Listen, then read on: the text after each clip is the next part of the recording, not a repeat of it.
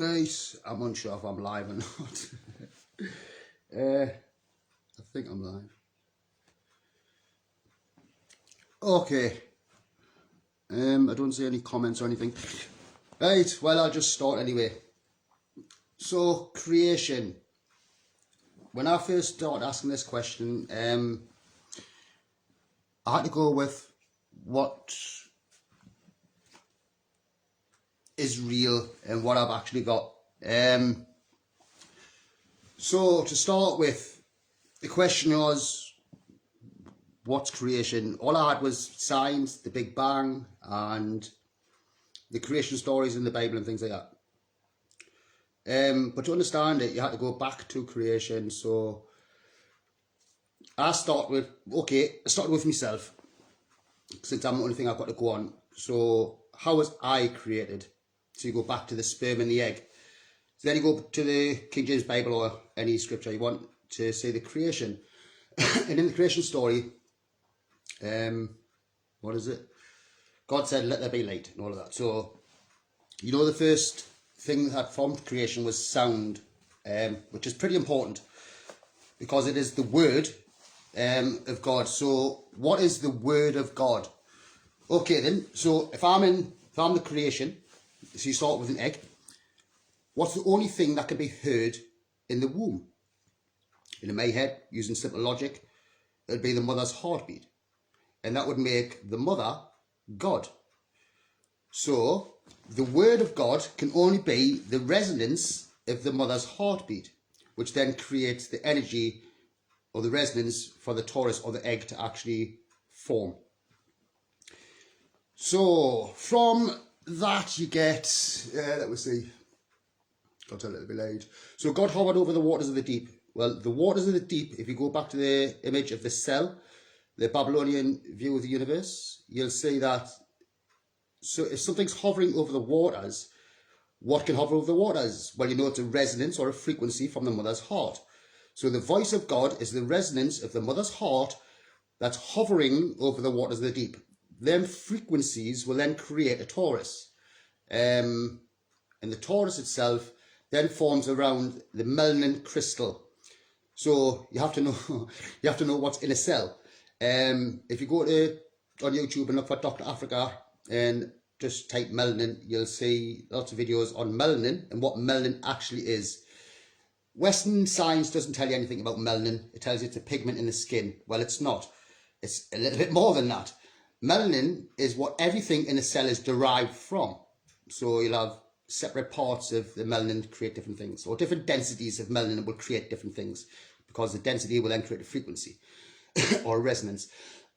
So, you know, so it's the spirit of God, the mother's heartbeat, that's hovering over the waters, that then create a torus. Then you need to go to YouTube again and look up Starner Jar. Then you'll understand about sonoluminescence. Sonoluminescence is how the torus actually starts before there's any, what we would say is land or any dense matter in the centre of the torus, blocking the hole. So then you go to the cell. So you've got a cell and you've got the nucleus within the cell, the centre of it. Then within the centre of the nucleus, you've got the nucleolus. The nucleolus is the brain of the cell. So everything in the physical world manifests within the centre of the cell, the nucleolus, the brain of the cell. In a human, it's in between the optic thalamus. It's called the massa intermedia. It's the pupil of the eye of Horus. So that's where the earth actually is, or what we see, or what I call the earth-brain plane. So God said, let there be light. That's a mother's heartbeat, creating solar luminescence, which then will create, it creates the black sun, what we know as the black sun, which is just below the centre of the singularity point. At that point, there's a melanin crystal. That crystal that the fetus then wraps around is the first stage of man, if you like. So at that point, man, what we know is mineral, plant, animal, then man. So at that point, it would be mineral, but it's actually crystal. And that crystal will then create your whole 3D form from that first crystal. So you think like a quartz watch that when you put electrical signal through or vibration through or electricity through the crystal, it'll vibrate at a certain frequency. Well, that's the same as your life, depending on where you're created from. But we're just going too far. We'll go back to the earth. So once the earth forms in the cell, you know, you go from the 6 days or the 7 days of creation. So those first 7 days of creation, people will say it's 6 and the 7 days rested. Yes. But so let's say the 7 days of creation, it's the 7 days it takes the fertilized egg to travel up the fallopian tubes. That's the first 7 days of creation. Right, so those first 7 days, from inside the egg's point of view, takes, according to the Mayans, takes 16.4 billion years. So from a consciousness point of view, within the first cell ever created, the universe, the first stage, the first 7 days, there's only, according to Mayan, there's 9 stages of consciousness. So there's like 9 weeks of a total life from creation to death. That's the pattern. People want to disagree and argue, and well, they can't help for one, but it's not. That's what it is. So the nine levels of consciousness are based on the luminaries or the planets: Mercury, Venus, the Moon, Mercury, Venus, the Sun, Mars, Jupiter, Saturn, and then the firmament. Yeah. So that's 7, 8, and then you've got the prima mobile, which makes the 9th level of consciousness. They're just circles. So the 9 levels of consciousness, according to the Mayans, or that they use the 9-step pyramid to explain it. And you need that image to be able to see how it works. So the 9-step pyramid, if you look at the first cell of the Babylonians again, you'll notice that there's a little pyramid in the centre. They are the levels of consciousness. And you'll see they go below the centre and they go above. But anyway, those 9 levels are, you start off with the moon, which is the womb. Then Mercury and Venus, which is Adam and Eve, if you like. The Son of God is the birth of the consciousness or the ego. Then Mars takes over, and then Jupiter and Saturn, or Jesus and Satan, if you like. And Mars is Moses. Mars is just willpower, really. You can put your willpower into left or right path. So back to creation. So we've got the 7 days of creation. Each one takes 16.4 billion years. That first step, that first stage, what takes 16.4 billion years, where the egg travels up to the fallopian tubes, that reality is the Polarians. The Polarians are described, I listen to the description of the Polarians, and describe them as an amoeba or single cells. Well, that's because they are. So when you think of man, you can't think of man looking like a human. Man simply means mind. It's just a consciousness. And everything is man at different stages of consciousness. So, like I say, mineral first, which was the crystal. That's the first stage of consciousness. Then it goes to single cell life forms after that, which is the Polarians. And those Polarians are single cells. So it takes 60.4 billion years, from a consciousness point of view, within the cell, to evolve into single cells, and then those single cells just divide. It's just cell division.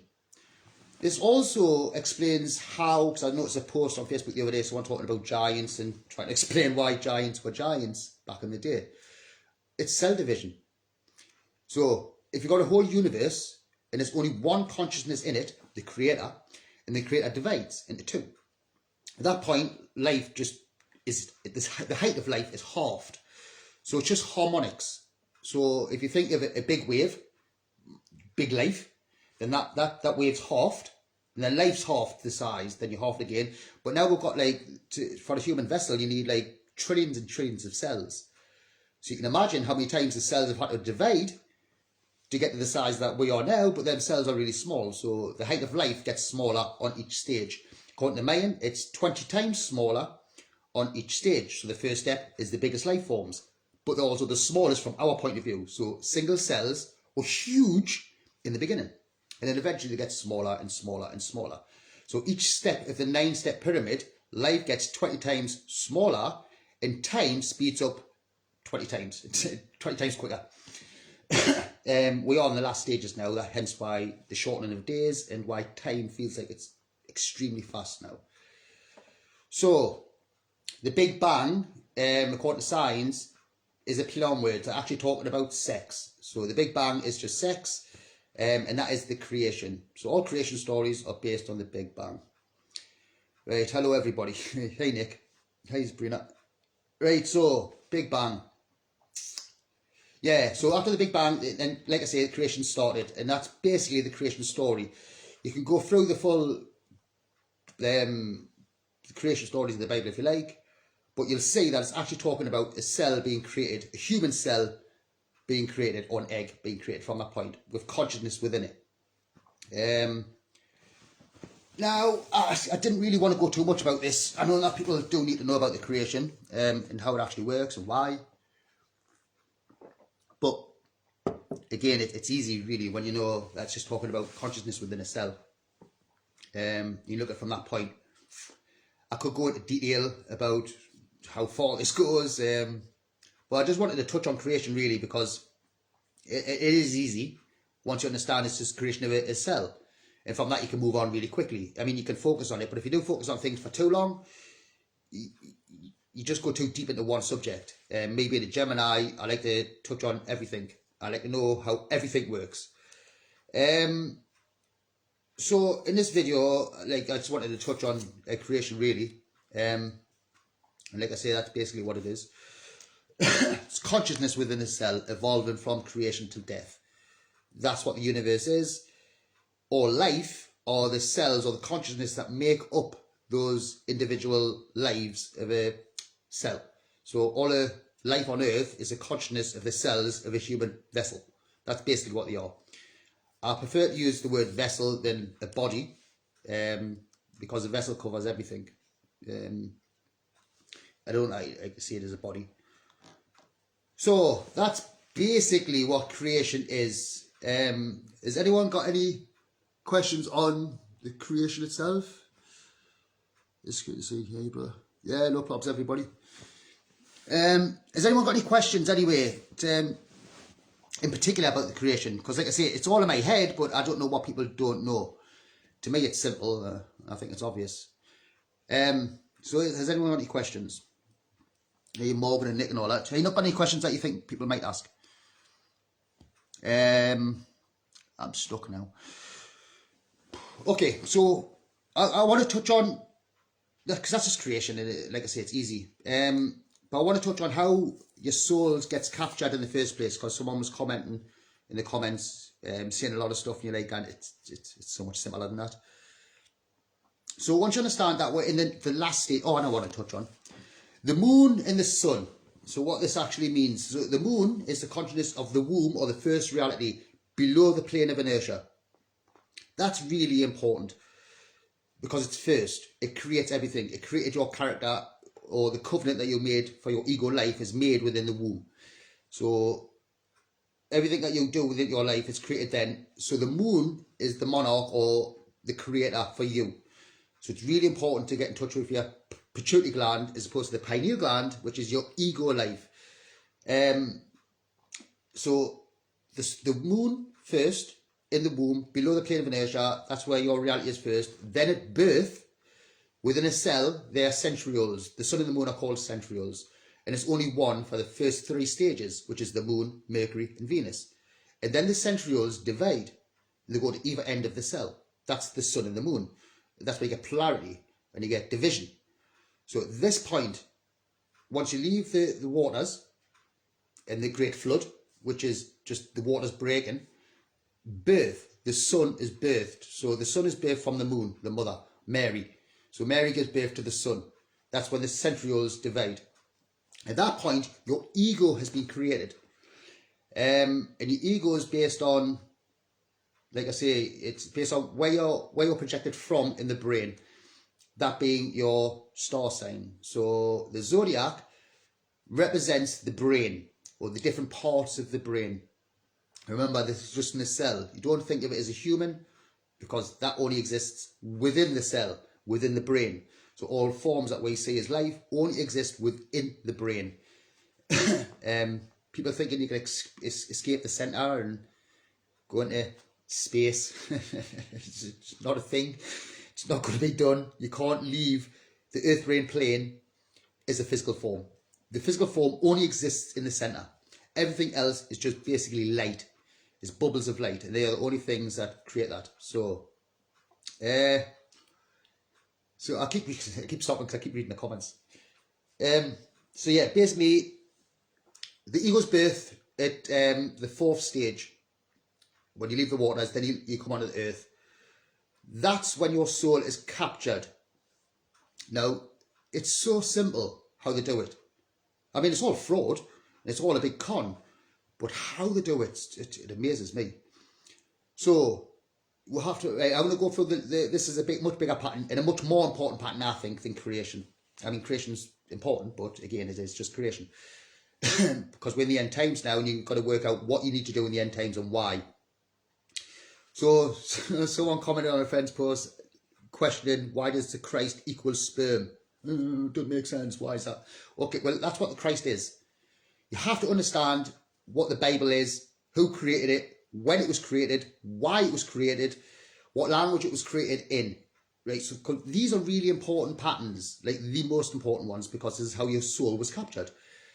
So you know about maritime law. Lots of people know about maritime law. They know about your surname, your signature. They know about the banks and the Federal Reserve and all of that. And they know all of that. They know about birth certificates. But what they don't say is how this got started in the first place. Who rules the earth and why? People talk about families. Don't focus on families. I mean, I wrote about the Rothschilds the other day, but don't focus on the Rothschilds. It isn't them. It isn't the Jews. It isn't the, the Freemasons. It isn't any of those that are controlling anything. Nothing. Everyone would like to think they are, but they're not. You're giving your power away every time you say these people have got this power. They haven't. They've got the exact same power you have. Do you feel like you're some supreme being? No, you feel like the ego. That's what you feel like. You can know you're a god, but to feel it, no, you just feel the same as you do. I don't feel any different than I did before I woke up. Like, as in woke up, as in saying the truth. So, who were they? So you've got to understand there's two consciousnesses that rule the entire reality of the collective consciousness. There's only two. And those two are controlled by the one. So you've got the black sun at the centre, then projects out the sun and the moon. And the sun and the moon are the two consciousnesses, Isis and Ra. Now, these names have changed over time. They've had many, many different names. And if you go to any different scripture from any culture around the world, they'll all have a different name. But they're basically all talking about the same thing. So the womb, or Isis, is just the womb or the vagina. That's what it is. That consciousness controls the lower reality. So in the waters, it's all controlled by the feminine energy. You call it the vagina, you call it what you want really, call it the womb, but it's just the feminine energy. When you're birthed and you come into the male aspect of it, or above the peak of a wave, you come into the male aspect of energy. That male energy rules this world. That's the end of that. You have got the fluctuations in between that, so yes, you have got feminine parts of it and then masculine, but overall, it's all masculine. And that's why it's ruled by Osiris. And it's, right, the story is simple. You go for an egg, and the egg, within the egg, creates the sperm, or the seeds are created within the egg. The egg then grows into a plant or a tree, your spine and all the rest of it. So you're basically just a tree. So you grow into a tree, then you flower at the end of life, then you fruit, and you get the seeds again, and the seeds drop back down. That's the story. That's life. That's it. So feminine energy below, then masculine energy above. And it's all masculine. It's all Osiris, and it's all about the penis. That's it. People don't want this. They want it to be something more, but that's it. That's what the pattern dictates. Dictates. So once you're above the plane, from our reality, you don't go into sub races or root races. I mean, you can if you want, but there's only 9 altogether. Oh, sorry, 7 root races altogether, and you get the sub root races in between. But again, that's just details. You don't want to go that small yet. So, like I say, you've got the 8 planets. The 7 planets. I forgot what I was saying. Oh God, see, this always happens as well. I haven't got anyone else to talk to. Oh yeah, Osiris. So Osiris rules the masculine plane, and it starts off like you do as a child. So again, it isn't all aggressive, it isn't all angry, and it isn't all division at first. It gradually gets worse the older the soul gets, because as soon as the ego is born, you become the ego. So the ego rules this reality. It always does. And basically, if you go to the basics of it, the very basics of it, it'll start off as a child, like I say, that'll grow into a man, and then it becomes, it's always focused on the penis. That's all it's focused on. So it's the penis going from soft to erect to ejaculation. That's basically what it is energy-wise, yeah? And the exodus is the ejaculation of the sperm and all the rest of it. So before that, we'll go to the end of Jupiter and the beginning of Saturn, which was in the 1700s. So Jupiter being Jesus, and that was the first coming. That's pre-come. So that was the first coming. The second coming is when Jesus is supposed to be coming back, or Jupiter's coming back, is the ejaculation. That's a plasma event in 2024. So what happened in the 1700s, or the 700s, it was actually the 700s, after Jupiter, it was then Saturn's turn to rule this realm. Saturn is like the nth degree of ego. So Satanists or anything like that are just the nth degree of ego. How far can the ego go without desire? How much does it want? So it's all based on what your ego wants. And if your ego wants money, fame, fortune, or anything like that, it'll give you it. Saturn will give you that, but it's a price to pay. So all these people with power have all went, yeah, I'll have that power, thanks, give us it. And they get that power. But they're going to pay a high price for having that entertainment. Yeah, it costs you your soul, though. It's a high price to pay to have a bit of fame and fortune, if you ask me. But that's basically what's happening. So in the 700s, so what happens to man? Well, man needs trade. Yeah, you think of energy. I mean, if I was by myself, I'd have to grow my own food and all the rest of it. But collectively, you've got to have trade. So let's just say the Phoenicians, the phony phonetic Phoenicians, so we'll say the Phoenicians were the ones that did trade. We won't say there are people, we won't say it's them or them and point fingers, right? But just the Phoenicians did trade. So anybody who's incorporated in trade now are the Phoenicians, the ones who's making all the money, controlling this realm. They are the Phoenicians, basically, the ones who did trade. So what do you need to do trade around the world? Well, you'd need a boat. I mean, planes weren't invented then, or conceived of at this point, so you'd need a boat. So what kind of boat are you going to have? Well, you're going to have a sailboat. But what happens when there's no wind? Oh, you need an oar. You'd have rows. Romans. So the Romans were the men who had the ships. They were the Phoenicians who rode around the world. That's how we have Roman law. So who were the Romans? Like I say, the Phoenicians. It's got nothing to do with Rome. They used to be in a place called Tyre, I think it was. Yeah, Turkey, I think. I'm not sure. Syria or something like that. Around there, the Middle East. And then they moved to Venice. They took the sea onto the land. That's why Venice has got loads of canals and things like that. It just took the sea and put it on the land. These people were done with trade, remember that. So these are men of the sea, the Romans. So now you've got these men that go around the world doing trade. So let's say you want to do trade with China, but you also want to do trade with France and Spain. But unfortunately, all these people speak different languages. So how would you do it? Well, you need to create a law. You need to create a law of the sea, because all these countries individually will have their own laws or their own beliefs.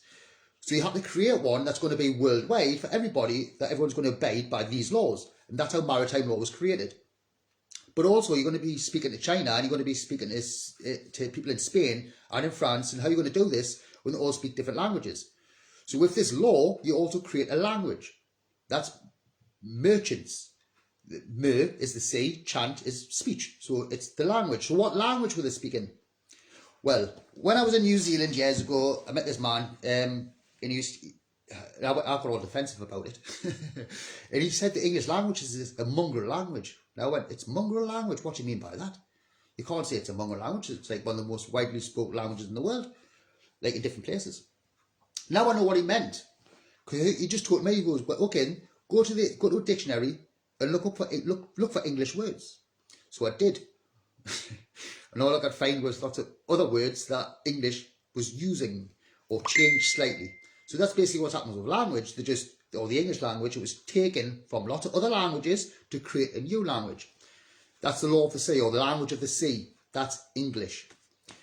So the Phoenicians create English for trade around the world. So this takes you back to, bleep, bleep, who's bleeping? So this takes you back to the 700s. Now, there was a Cymatic pattern change, or the Earth's surface would have changed at this point. So hence why the Phoenicians had to move from where they were, and they ended up in Venice. So these people then took trade and put it onto the land. But they had to do something to be able to do that. Because everybody knows the truth around the Earth, so you have to change it. So what they did was they went around the world. Okay, we'll go back to one step. You go back to who created the language, or give the language, as far as I know. They've done this at the same time. They've done two things at the same time. They give you the Bible. This is how English, or if you go back to see how English was created or give to the world, this is what it says. It was based on the Bible, the King James Bible, and Shakespeare's plays. So this was just from how I've come across this was mental, because it was just a thought I had when Shakespeare sounded like masturbation, shaking the spear. That's how the thought started, and it progressed from that into seeing all of this. So Shakespeare's plays were wrote by, it was a pseudonym. Shakespeare didn't really exist. It wasn't a man. It was a legal fiction. And it was attributed to Francis Bacon.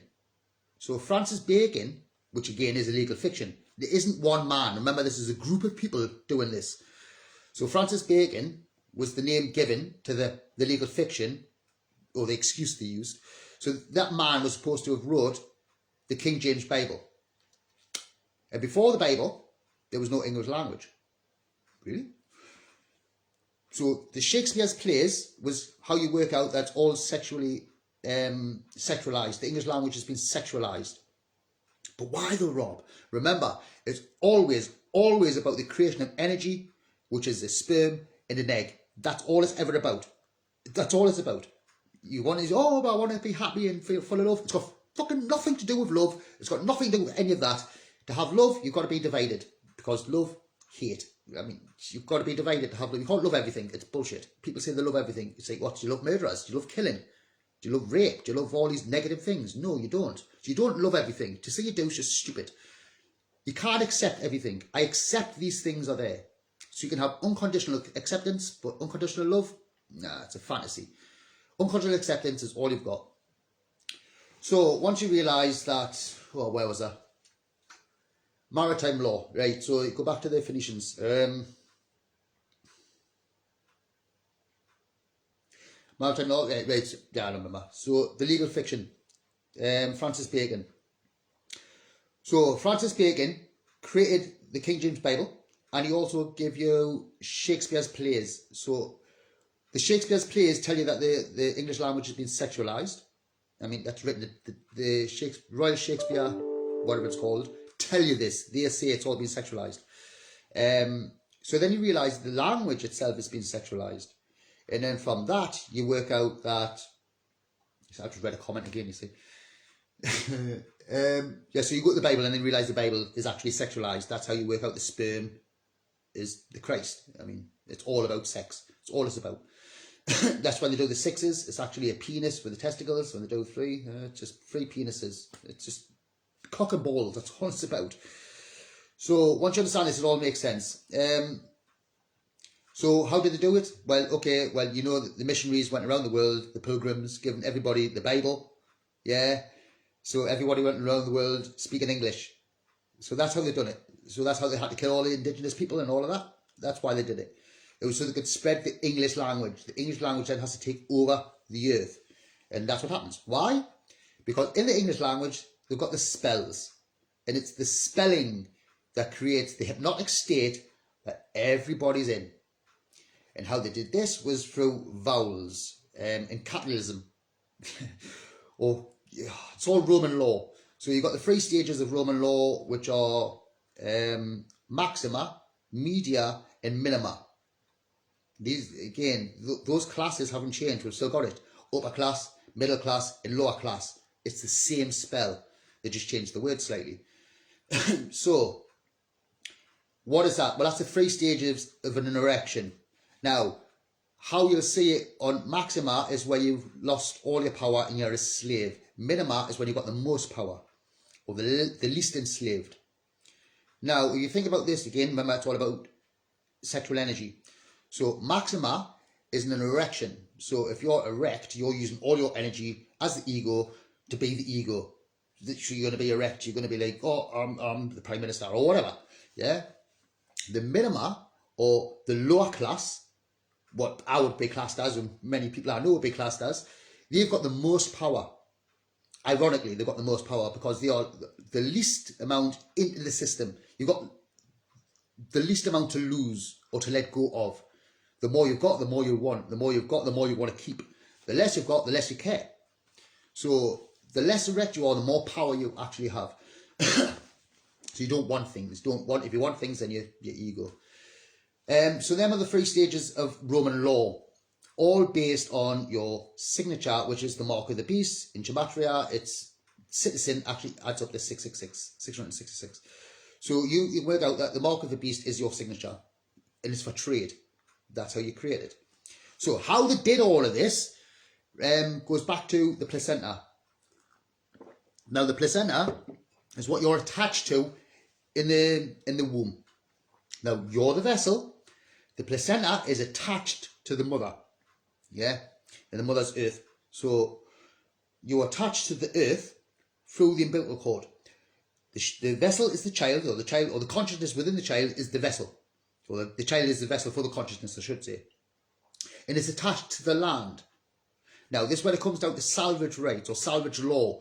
Once you understand salvage law and how it works, and it's so simple, you understand how they completely just suck their life out of everything using this one precept. And it's so simple.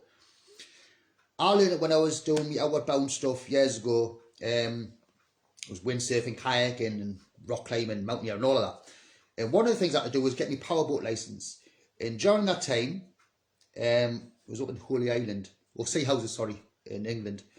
And I remember on this boat, and the man telling us, saying, who was instructing was saying about salvage rights. And I'm like, what's salvage rights?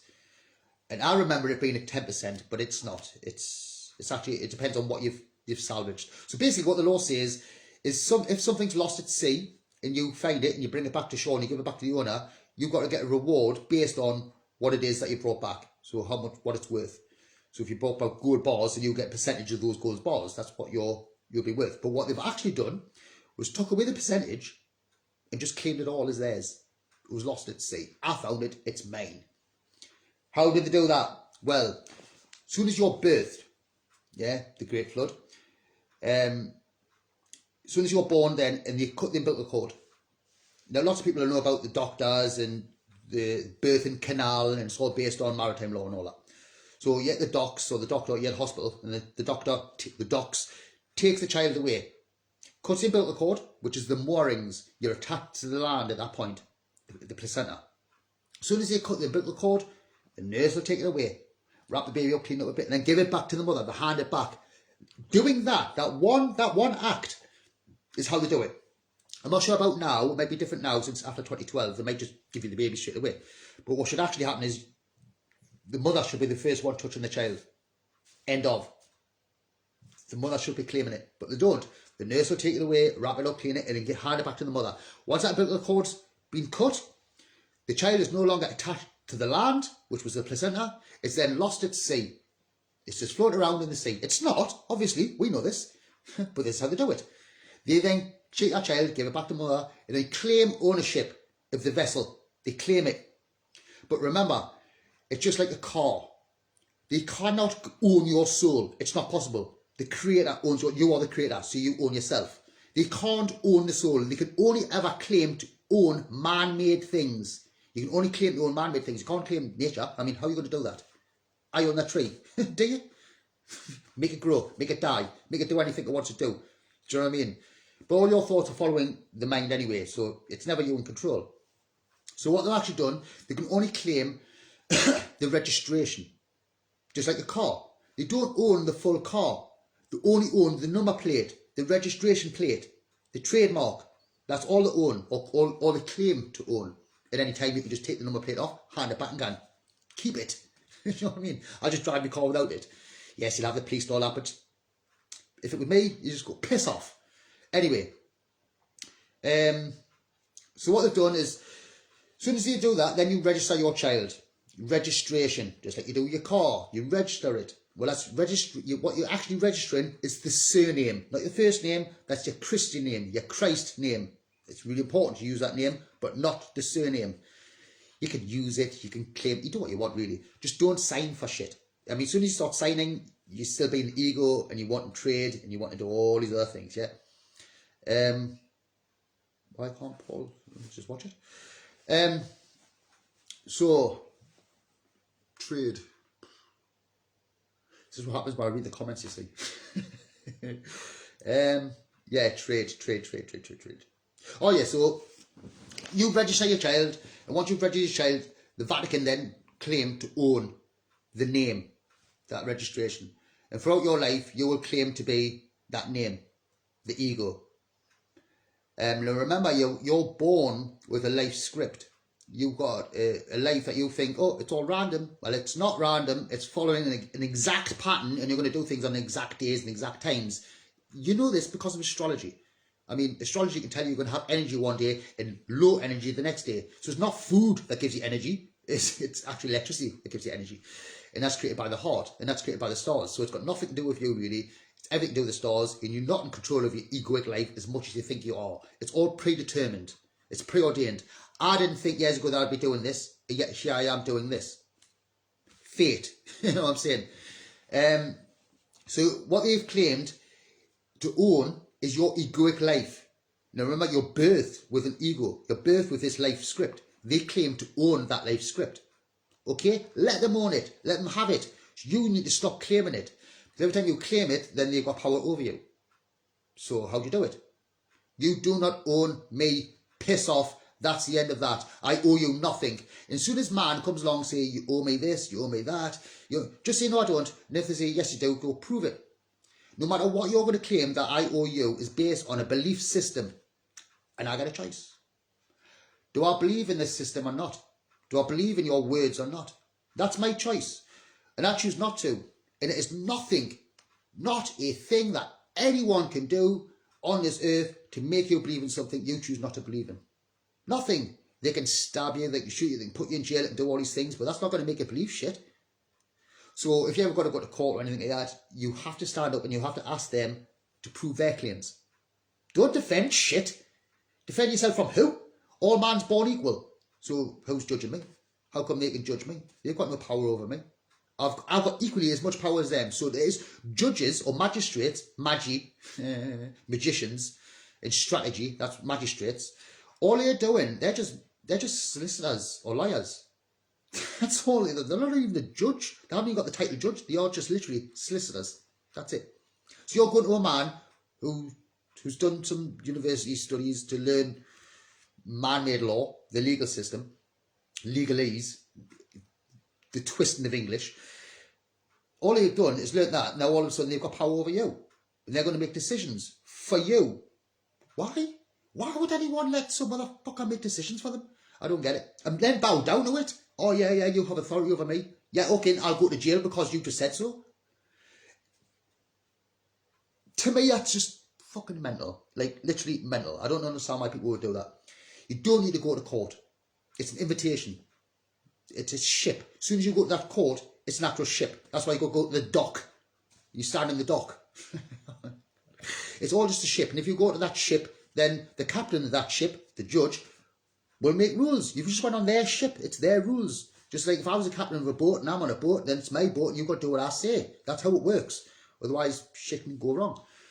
So, yeah, you don't ever give them your power. You don't ever give your power away. As soon as someone starts saying that you've got to do this, you just go by prove your claim. Or you just fuck it off. Just go away.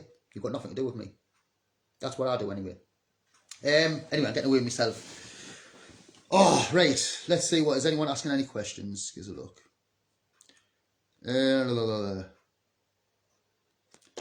If I stop smoking ganja, will I forget the one truth? No. No. The truth's already within you. You can't forget the truth that you already know. Cymatic patterns and the Taurus. Right, okay, we'll go with the Taurus and what cymatic patterns are. Right, does everybody know how the Taurus forms? This is really hard if you don't know what the Taurus is. No, in fact, I'll leave the Taurus this time. I'll do that the next time, because I need to make sure that people actually know what the Taurus is before I start talking about it. Otherwise, I'll be talking to myself.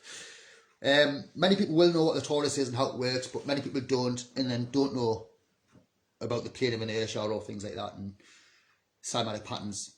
I will be, when I've got a friend come up, Keith, when he comes up, I need another camera to take a video, and I'll do the how land forms, what the Taurus is, what cymatic patterns are. Cymatic patterns are simply the plane of inertia, the pattern that's on the plane of inertia during those 9 stages. So each stage will give a tone. That tone will create a cymatic pattern, and that'll be the surface of the Earth at that time. So by the time you get the 4th stage, you get whatever the resonance of the frequency of the sun will create the Earth's surface at that time. And every time that pattern changes, the Earth's surface changes, and land falls. What was a sea then becomes land. Mountain ranges collapse and things like that. So the whole pattern changes. That'll happen 9 times. And the last time, which is coming on the 2024, excuse the pun, on the 2024, from the patterns I see, are the final pattern change. And then people are asking, oh, so what happens to man? Well, everything gets destroyed. Everything goes back to a single cell. It goes back to no life and starts over in the womb or in the waters as a single cell. And that's how it works. So the Plorians are what's going to be next. Someone asks, is it going to be painful? Death's not painful. The part of the stage between life and death, you might be in fear and feel pain, if you know what I mean. But again, how long does pain last? Pain's only ever in the now, and you can't feel the now constantly. I mean, it's constantly changing. So it's like, how many times have you hurt yourself in the past?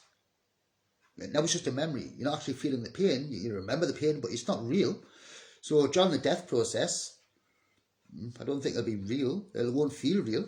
It's going to be like something like no one's experienced before. So it's not like you're going to go, this is hurting. You're going to be too busy focusing on not being taken with tsunamis and earthquakes and volcanoes, and then you got the plasma event. So there's lots of things going to be happening before the end stage finally plays out.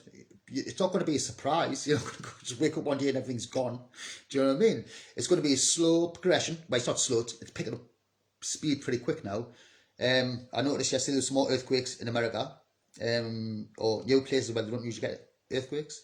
Volcanoes will pick up speed. Another thing, all volcanoes are based on the lines of the cymatic pattern. So subduction zones on the globe Earth, it's all bullshit. Where they say subduction zones where land's falling on another and it's pulling it down and all that, that's just not happening.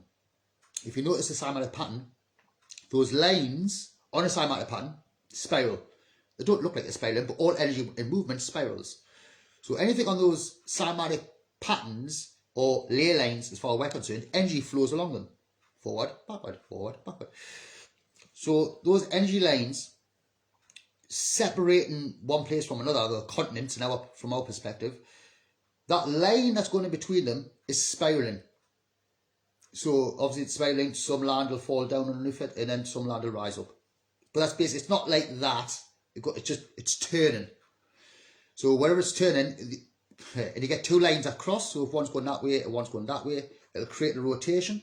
That'll create a rotation on the ground, or as far as we're concerned, a torus, or rotation that you can't see. It's just energy. From that rotation, you'll get a torus. The torus will create a tor. We call them tors. A tor is just a hill. But basically that hill is forming because the energy is trying to make a torus. Trying to form a torus, but it can't. It's like particles. You need a liquid or a fluid to create a proper torus. So it'll create a hill or a tor or a volcano is what it'll create. So it'll form, it's trying to form that torus and fall back on himself, but because it's land, it just forms a cone, and the hole is where that singularity point would fall back on itself. Now, if you know how the torus works, there's also a double helix that comes from the centre of the singularity point that goes up and down. That energy that pushes up is what pushes all magma from below up through the volcano and squirts out. So that's all it is. It's energy in ejaculation, if you like. Everything's the same thing. So that's basically what it is. And that's how cymatics patterns are created on the Earth. So volcanoes, earthquakes, are those lines or the movement of that energy changing shape. That's it. Right. What else have we got? I don't know if I've got any more questions. Cymatic patterns. The 4 elements. Well, again, the 4 elements are quite basic. They do follow laws. They follow the same pattern. So, I mean, I've had a debate with my friend about this. Because he's an astrologer, Morgan.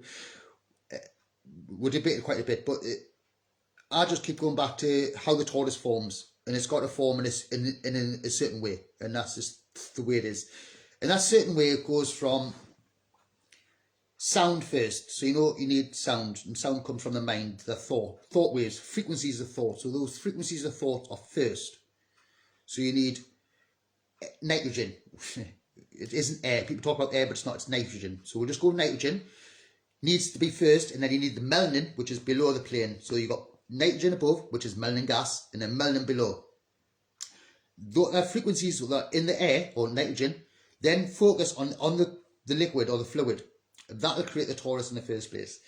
Once that torus starts to form, then mix the waters with the nitrogen, and you'll get bubbles in the bottom of the liquid, in the fluid. So that will create sonoluminescence. So all consciousness, your soul, everybody who's ever died, are all below the plane as a bubble of light. That bubble of light is then projected up and out, and then projected back down into a vessel. And that's how it works. So when you die, you don't actually go anywhere. The vessel will die and stay and become land, but your consciousness is always been there as a bubble below the plane, as a consciousness.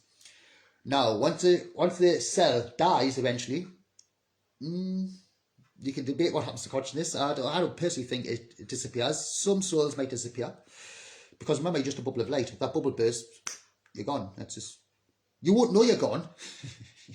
Again, you only feel like you on the earth when you're birthed.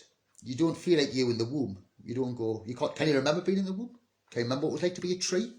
Or any other animal that you were before you were the consciousness of a man or a human? No, you don't. You don't remember those things, but they're still there. You were all these things. You've been all these things. So you're going to be all these things again. So you can say, is it painful? Well, was it painful being born? I can't remember it. It's just like death. You're only going to remember it at the time, and once it's done, it's done. So you won't remember it. Right. Is that enough for today? Can I sign off now? What's that? I don't know, half an hour, 40 minutes. Right, I think that should do for now anyway. This is the first one. Like I say, I was going to write things down and follow a pattern, but I don't work like that. I just work on recalling. I know I'll say what needs to be said. What's that? That's the concave earth, the torus, the Fibonacci spiral. I don't know who said that, like, but concave earth, yeah, but no. Yeah. No, for the concave earth, you need to have, no, it's just liquid, fluid, nitrogen above, and then a crust forms between the air and the water. That's it. It's a flat plane. There's no concaved. Okay, if you want it to be concaved, it's a round bubble, and the bottom half is concaved, and it's filled with liquid or melanin fluid. Above that, in the firmament, again, is nitrogen or air. So no, there's no, the concave part is not. It's a flat plane. Things form on a flat plane. The torus forms on a flat plane. If a torus formed within the waters, you get bubbles of light anyway. And if there was no water, then how are you making a torus? I mean, the concave earth just makes absolutely no sense. So no concave earth. No concave earth. That's not a thing. It's just a cell. That's all it is. People, like I say, people want it to be more than it actually is. They want it to be, oh, Jesus is coming back. There is no fucking Jesus. Jesus is just a luminary. It's Jupiter. It's not a man. It's a consciousness. All these bubbles of light are consciousness. All that exists is consciousness. So yeah, it's not what people think or what people want it to be. Remember, you're just under hypnosis. You've been taught a lot of things, you believed these things, and now you put it into truth. Another thing I find funny is that people they know they've been lied to, but yet they'll keep going back to old stuff that they've been taught and go, oh, but is it this? Well, no. No. Nothing you've been taught is right. Every single science that you've ever been taught, no matter what it is just a lie, and it's wrong. It's based on assumptions. It's based on the atom. Right? So everything's based on the atom, and the atom's wrong. The atom is a torus. The electron of an atom is just the flux lines of the torus. I mean, it's the outside of the torus. That's all it is. The singularity point in the centre is what they call I don't know if they call it the nucleus of an atom. Anyway, I've done a post on that as well. I can't be bothered going to it. But yeah, a cell is just a torus. Sorry, an atom is just a torus. So once you understand the torus, you can just get rid of atoms. They're still trying to guess how an atom works. Yeah, quantum physics, all this bullshit they come up with, man. It's just ridiculous. I can't remember the words. See, I've deleted all the nonsense, and I use all the proper terminology now. So it's really hard to go back to the old stuff that you've just chose to delete. So yeah, I have done posts on it. I mean, if people want to know, I can bring the post back up, but it's pretty basic. And it's so easy once you understand how wave energy works. I mean, you don't need all the bull that they come up with, or the guesswork, and it's this and string theory and what? No, it's nonsense, all of it. Geography, sciences, all of it. Even, I wouldn't say biology, well, probably biology as well, because they only look at the physical and they don't look at energy. That's why they say you create energy by eating food. Yeah. Okay, so why don't I just put a carrot in a car and make the car work? Because it doesn't work like that, does it? No. So what's actually happened to make the car work, you've got to put fuel in, and the fuel burns and they create explosions. Now, is that how you're working? Is there an explosion going off in your stomach? I don't think so. No. It's just chemical reactions. But what's actually happening is you're just blocking the hole. It's just a resistor. So if energy is flowing down the blue shift in the vortex and it goes to the singularity point is the resistor, because the energy can't be forced through the hole, so it builds up in pressure above the firmament. So you've got a spark gap, right? If you know about electricity, you have to know. If you don't know about electricity, you won't know about the spark gap. But the spark gap is how you generate the energy. So the energy is flowing down the vortex of blue shift. Now, the problem what people have with this is because they don't know how electricity flows. So you've got a cable, a wire. The electricity spirals along the wire like a double helix. It just spirals along that wire. Now, that wire has got an end to it, and then there's a gap. The energy will flow down to the end of the wire, but it can't go anywhere. So it builds up and builds up and builds up in pressure. It's best like that, but it builds up in pressure. When it's enough pressure to make the gap, it'll jump across that gap. That's lightning as far as we're concerned. So it's that way around. So the energy is coming down, gets to the point, gets to the top of the firmament, then there's the spark gap, and then you've got the earth to be earthed, the earth cable at the bottom. So energy flows to the top, builds up with pressure, then releases. That's what your heart does. That's how you create energy. To build up with pressure of energy, then it's released. How you do it is you breathe in nitrogen or air, and then it gets compressed with the lungs, and you push bubbles, tiny bubbles, into the liquid or the blood, and the blood goes to the heart, gets compressed, and then the energy is released as electricity. And that's how you create energy in the body. When you're eating food, all you're doing is creating energy for heat. That's why it's measuring calories. And calories are a measurement of heat. So eating food is simply it's like firewood. It's to keep you warm. That's it. You notice when you eat food that you get warm and tired. You certainly don't bounce around full of energy. Every time I eat a lot of food, I've got to lie down. Kind of goes against creating energy, doesn't it? So yeah, that's basically it. I don't know what else to talk about. There's so much. Any more questions? Cymatics patterns. Ganja? No. Right, anyway. I think that'll do for now. I'll see what people say in the comments and see if you want to talk about something else or anything else that needs to be covered. Like I say, it covers everything. So basically, you need the basics first. So I will focus on the Taurus the next time I do one. I'll go into a lot more detail and explain exactly how that works on forms. If you go to my YouTube channel, you'll see the videos on there, how you create a torus using sound. I haven't done one with cymatic patterns yet, I don't think. Not a video anyway. And I'll do that again. I'll sort that at some point. But yes, that's basically it. It's creation. I know I didn't go too far into it. It's because I can't be bothered. I've talked about it so much, it's like, it's an old thought now. You're going back 6-7 years for that thought for me. It was ages ago when I had it. And I've moved on so much from then and covered so much more things, using that as the basis or the foundations or the foundation of thought. Anyway, I'm going to sign off for now, and I'll get back to everybody in the comments. So thanks for listening anyway. See you all soon.